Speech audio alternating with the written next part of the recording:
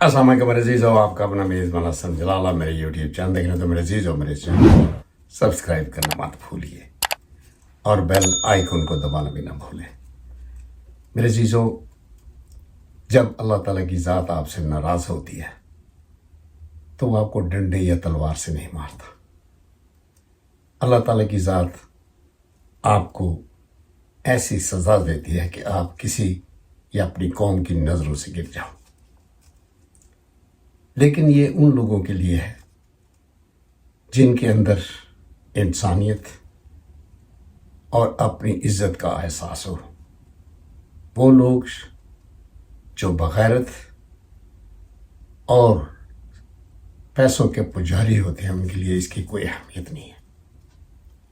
आज हमारे chief justice of Pakistan जनाब काजी फराड ईसा साहब ने अपनी आवाम से यह सवाल किया कि क्या आप मेरे फैसलों से मुतमिन हैं? जो हैं वो अपने हाथ खड़े करें। तो मेरे अज़ीज़ों, किसी एक शख्स ने हाथ नहीं खड़ा किया, लेकिन इस बग़ैरत के चेहरे पर कोई मलामत थी और न ही अफसोस नजर आया, क्योंकि ऐसे लोगों को इज्जत रास ही नहीं आती। जिस तरह हमारी पाकिस्तानी अवाम ने इसको धत्कारा है, एक शख्स ने भी हाथ खड़ा नहीं किया। इसे डूब मरना चाहिए था। इसे उसी वक्त अपने ओहदे से रिज़ाइन करके घर चले जाना चाहिए था। लेकिन ये अंदरून मुल्क गद्दारों के साथी हैं मेरे अज़ीज़ों, और हमारे पाकिस्तान के आइन को अपने पांव तले रौंद रहे हैं। तो मैं अपनी पाकिस्तानी अवाम से यही गुजारिश करूँगा कि आपने इनको कभी भी एक्सेप्ट नहीं करना।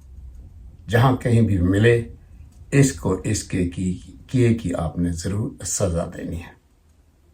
इसे जूतियाँ नहीं तो कम से कम इसे चोर और गद्दार के नाम से आपने ज़रूर पुकारना है। ऐसे लोगों ने हमारे पाकिस्तान का सत्यानाश करके रख दिया है। कानून की इन्होंने धज्जियाँ उड़ा दी हैं। इनको क्या पता कानून और इंसानियत की क्या वैल्यू होती है। मेरे अज़ीज़ों, आपने इनको सबक सिखाना है।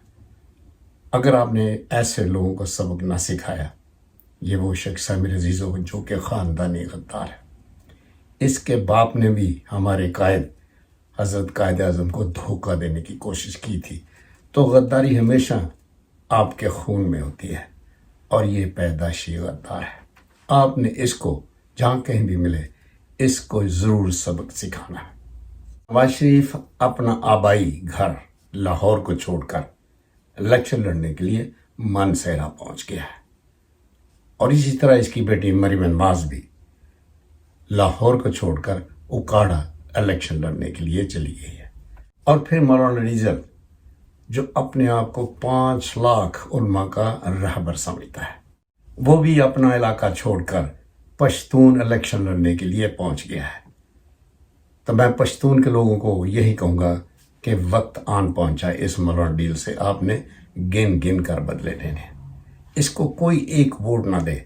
इसको मारने या जूते मारने की कोई ज़रूरत नहीं है। सिर्फ इसको इतना गंदा और जलील कर दो ताकि ये आंदा कभी भी इलेक्शन लड़ने की जरूरत ना करे। कागजात नामजदगी जमा होते ही हमारे आर्मी चीफ जनाब आसिम मुनीर साहब और ISI के चीफ ने भी इमरान खान की हमायत का ऐलान कर दिया है। जहांगीर तरीन को भी अपने इलाकों में से सिर्फ 18 कैंडिडेट ही मिले हैं, और ये है असल औकात मेरे अज़ीज़ों।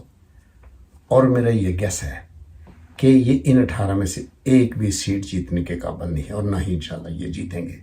इनको इनके किए की सज़ा ज़रूर मिलेगी। इन्होंने इमरान खान को धोखा दिया है, और इंशाल्लाह अब हमारी पाकिस्तानी कौम इनको धोखा देगी, इनको सबक सिखाएगी। PTI पाकिस्तान की सबसे बड़ी सियासी जमात है और रहेगी। ये कौन कह रहा है? हमारी सुप्रीम कोर्ट ऑफ पाकिस्तान।